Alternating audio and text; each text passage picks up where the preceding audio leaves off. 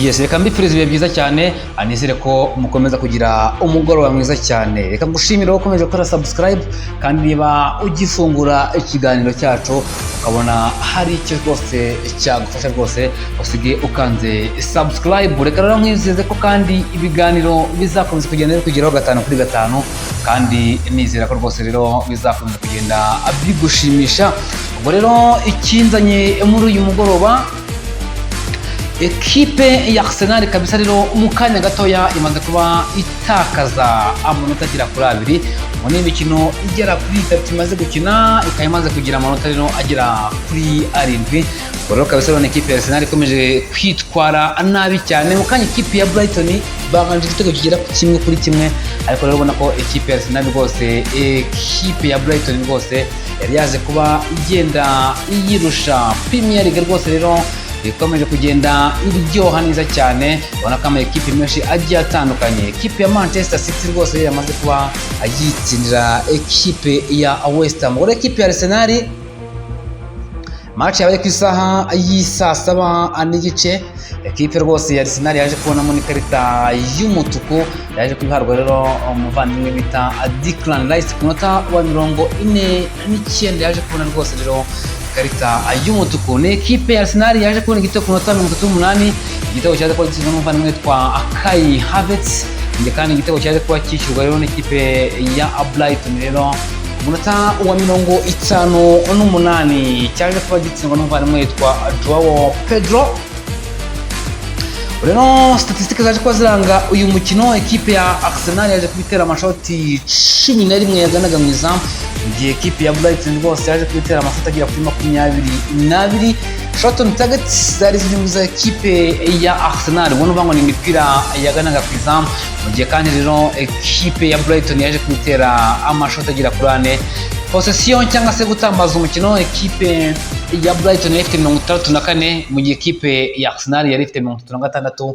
Bigaragara ko rwose ekipe ya Brighton yaresheje ekipe ya Arsenal ku buryo bugaragara. Pasi 456 za ekipe ya Brighton, kandi ekipe ya Arsenal yateye pasi 269. Pasi zagize ku bakinnyi 85% kwa Brighton, kandi ekipe ya Arsenal ifite 73. Amakosa 7 ya ekipe ya Brighton yakoze, kandi ekipe ya Arsenal yakoze amakosa agera kuri 12. Ekipe ya Brighton yabonye amakarita y'imihondo agera kuri 2, mu gihe ekipe ya Arsenal rero yaje kuba ibona amakarita y'imihondo agera kuri 3. Ekipe ya Arsenal yaje kuba nyine ibona ikarita y'umutuku yahawe Declan Rice, kandi corner cyangwa se corner yatewe mu mukino, ekipe ya Brighton yateye corner ya kuri 7, kandi ekipe ya Arsenal yateye corner zigera kuri 3. Kurarira kungana na gutatu kwa hande ekipe ya Arsenal, kandi ekipe ya Brighton yagize kurarira kumwe. Ure nuko byari byifashe kandi ngo ekipe ya Arsenal ubona ko rwose ni ekipe yaje kuba igayika rwose, ubona ko ibintu bitaje kuba nyine bigendekera neza cyane.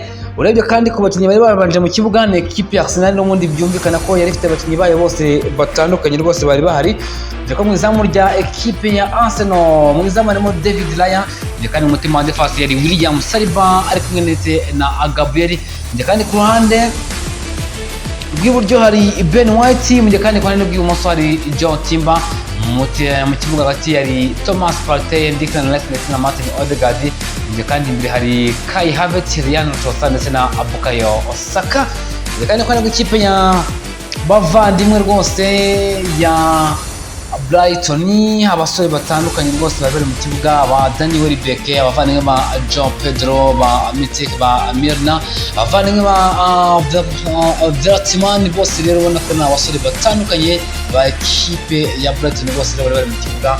Ariko ni ekipe ya Arsenal ubonye itakaje amanota agera kuri 2, ibintu ubona ko rwose bikomeje kugenda bigorana, ariko nyine ni mu ntangiriro za shampiyona. Ariko rero birumvikana ama ekipe iyo utangiye kugenda utakaza gake gake gutya bishobora kuzagenda bigukoraho. Ubwo mu yindi mikino yagiye iba muri Premier League n'ama ekipe atandukanye, ekipe ya Manchester City imaze gutsinda ikipe ya West Ham ibitego bigera kuri 3 byose ku busa. Ni Erling Brot Haaland rero waje kuba atsinda hat-trick ya mbere muri iyi Premier League season 2024-2025 yaje kuba atsinda igitego ku munota wa 10, atsinda igitego ku munota wa 30, atsinda igitego ku munota wa 83. Ruben Dias aza kwitsinda igitego rero nawe ku munota wa 19 rero ikipe ya West Ham itahira icyo gitego cy'impozamarira. Ngoro kandi mu yindi mikino yaje kubiba ni ekipe ya Brentford yaje kwitsinda ikipe ya Southampton rero ibitego bigera kuri 3 byose kuri kimwe. Ubona ko rwose rero ni ekipe ya Southampton nayo itangiye nabi rwose rero shampiyona yariya mu gihugu cy'Ubwongereza. Ekipe ya Bournemouth itsinda ikipe ya Everton ibitego bigera kuri 3 byose kuri 2, mu gihe kandi ekipe ya Ipswich Town yaje kuba rero inganya n'ikipe ya Fulham igitego 1-1. Yes, ubwo rero ni iyo mikino yaje kuba nyine iba kuri uyu munsi. Ikipe ya kandi nanone ya Nottingham Forest yaje kurunganya igitego 1-1 n'ikipe ya Wolves.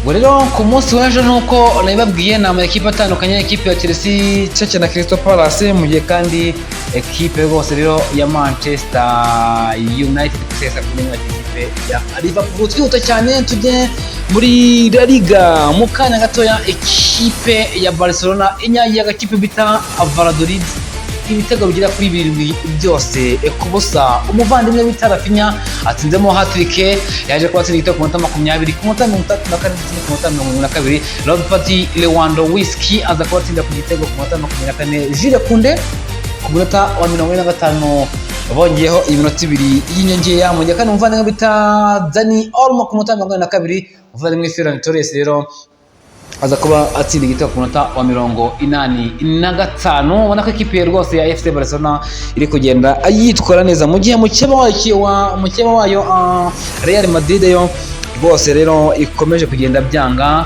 Ubwo rero ngira ngo yaje kuba nyine inganya tariki 29 z'ukwa munani bwo yaje kumenya n'ikipe rero ya Las Palmas igitego 1-1. Mu yindi mikino yabaye ikipe ya Espanyol yaje kwitsinda ikipe ya Rayo Vallecano ibitego bigera kuri 2-1. Mu gihe kandi ikipe ya Atletico Madrid yaje kuba itsinda ikipe ya Athletic Club igitego 1-0. Birumvikana rero hariya mu gihugu cya Espagne. Ikipe ya Barcelona yabaye n'amanota agera kuri 13, mu gihe kandi ikipe ya Real Madrid yo yibereye ku mwanya wa 5 n'amanota agera kuri 5, ariko icyafite umukino itarakina.